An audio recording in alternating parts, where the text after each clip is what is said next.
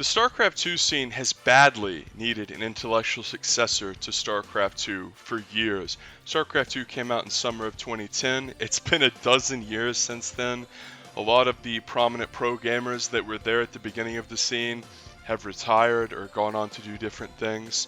And a lot of people in the scene are sort of looking around saying like, we're going to need something new here pretty quick, because as much as I love StarCraft, man, following it for 12 years, a new RTS would be nice. And this is the new RTS.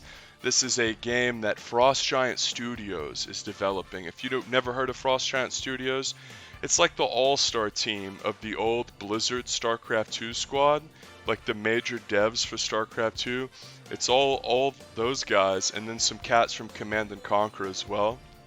And this is going to be pretty much what we as RTS fans are looking forward to and are trying to sort of hang our hat on and transition to. This is the next step. This is definitively the last great chance for RTS. A truly responsive, interesting, highly competitive, watchable game. Not something like Company of Heroes 2 that's sort of fun to play against the AI with your friends once every few months. I'm talking about a game that you can grind competitively, and we're seeing a trailer for it right now. It's a cinematic trailer. The first trailers released for video games are always cinematic. They don't ever really say shit about the gameplay, and you don't really learn that much. So I have an accompanying article that I'm going to hit the high points on, where this journalist interviewed a lot of the devs. So let me hit the high points here for you cats, because you can watch this trailer and go, oh yeah, that's cool. People who like campaigns more than like 1v1 multiplayer are more prone to like see a trailer like this and like get really interested. To me, what's interesting about this is they're actually revealing details about the game and have titled the game, because for the last however long that Frost Giant has been around, feels like a couple years, it's just sort of been like Prince, like the project to be named later, like the intellectual successor to StarCraft 2. We didn't know what it was called. It's called Stormgate. So let's hit some of the high points here. What do you need to know about Stormgate? I'm assuming that almost everyone watching this video is a StarCraft 2 fan. If you're watching a VenomousStare video, you probably either like StarCraft or baseball. So this is a game with 3 races, and it's pretty goddamn similar to StarCraft 2. You have the humans. I almost said Terran like 3 times. When we see like basically what looks like Diva or a Thor there. So you have Terran, and then like the demon aliens, think Zerg, and then like the futuristic, think Protoss. Don't get too hung up on like, oh, well, it's similar to StarCraft. It's just like StarCraft. Good. That's the gold standard. They shouldn't be trying to be crazy and make 6 races, you know, like they need to follow an established formula to a certain extent. Make sure that macro mechanics are the number 1 most important defining thing in the game. Number 2, make sure that the units are insanely responsive and they're not clunky. You don't click somewhere and then an entire second later it moves.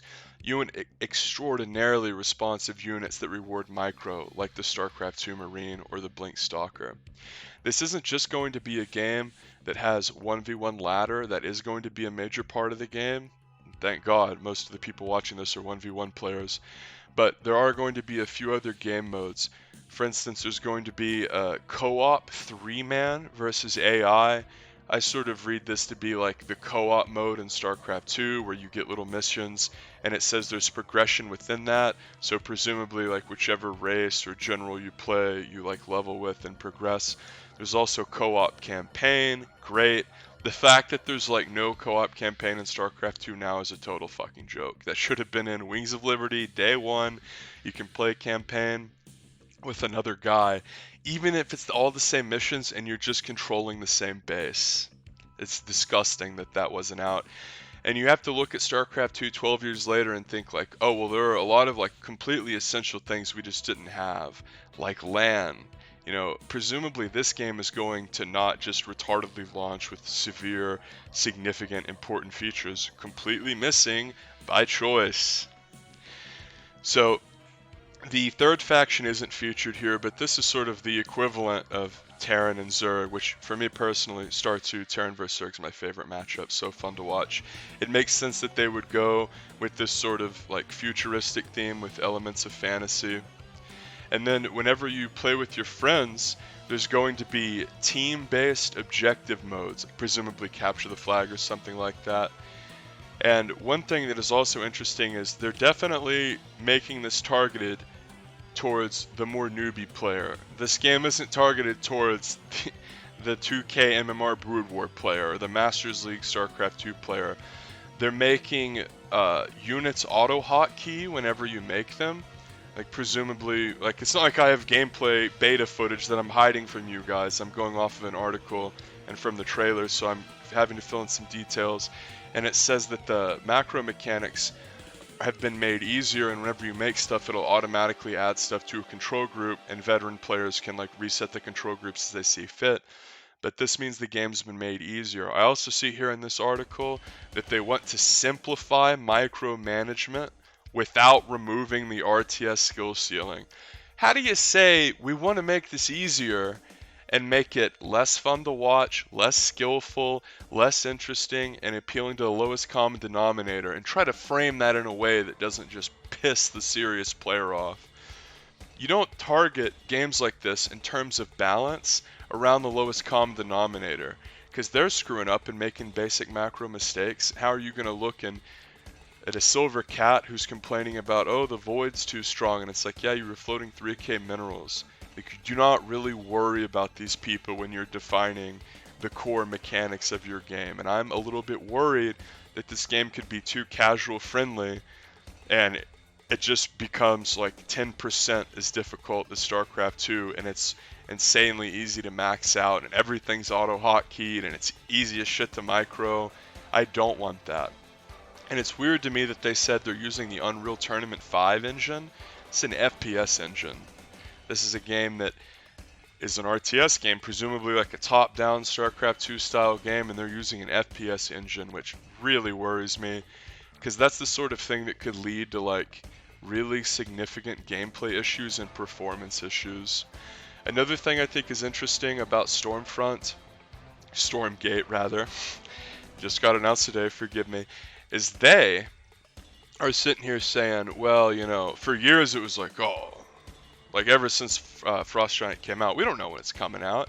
They're announcing beta 2023. Now that could be in December of 2023 for all we know, but that's great. You know, getting in the beta is going to be huge. You can apply to get in the beta. Hopefully I get in the beta, and if I do, you can bet I'm going to be posting gameplay commentaries.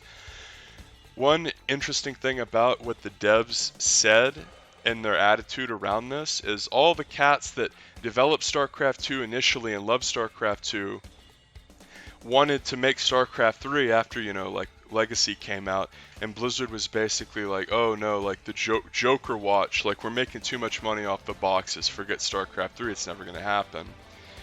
So then they had to go do their own thing. That's what Frost Giant Studios was. It's the best of the best, the creme de la creme of all the RTS minds merging together. And that's why this is so important. That's why as RTS fans and StarCraft 2 fans, we look forward to this and we appreciate this and we care about this so much. This isn't some stupid slapdick game that's going to be popular for a couple months and people are going to forget about. This is going to define the genre. If this game sucks, there's probably not ever going to be another great RTS game.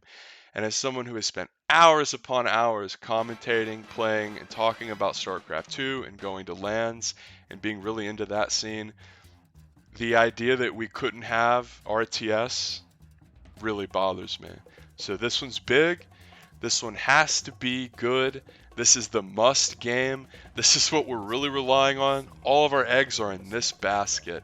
And the things that I've seen, I like, but I'm sort of worried about it's like StarCraft mixed with Diablo.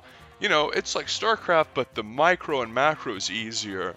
It's good that it's free to play. It's good that it's going to be in beta next year. It's good that presumably it's going to be like very, very StarCraft centric and like playing StarCraft. So that is the video over the much awaited Frost Giant announcement. I hope you guys liked it.